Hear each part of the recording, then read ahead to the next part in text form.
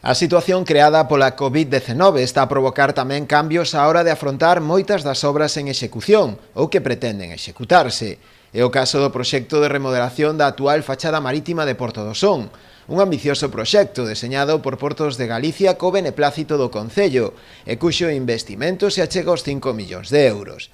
O Executivo local está á espera de consensuar cos comerciantes e hostaleiros da localidade cal será a mellor época para poder iniciar as obras, ben antes do verán ou unha vez rematada a época estival. Non sabemos exactamente que tipo de actividades vamos a poder facer. Non sei se vamos a poder facer a Feira Celta, non sei se vamos a poder facer, bueno, o Rompetiño xa os organizadores xa dixeron que non podían facela porque moi ao principio non eran capaz, como temos a incertidumbre non sabían se podían facer ou non, entón decidiron suspendela. Pero como non sabemos se vamos a poder facer a festa do pulpo, a hortera, pois a Celta, estamos aí a ver se empezamos antes ou empezamos despois do verán. Se nos permite facer actividades, empezaremos a obra, a fachada marítima, en setembro. Se non permiten actividades, ao mellor xa empezamos obra.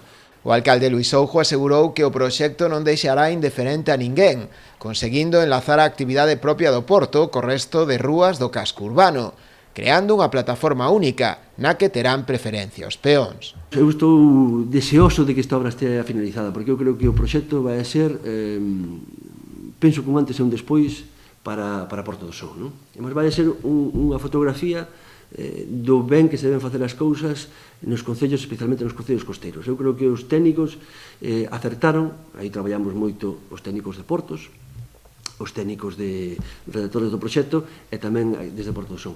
Nós o que queríamos é enlazar a actividade do casco urbano de Porto do Son ca fachada marítima, que fora todo pois un mismo, non?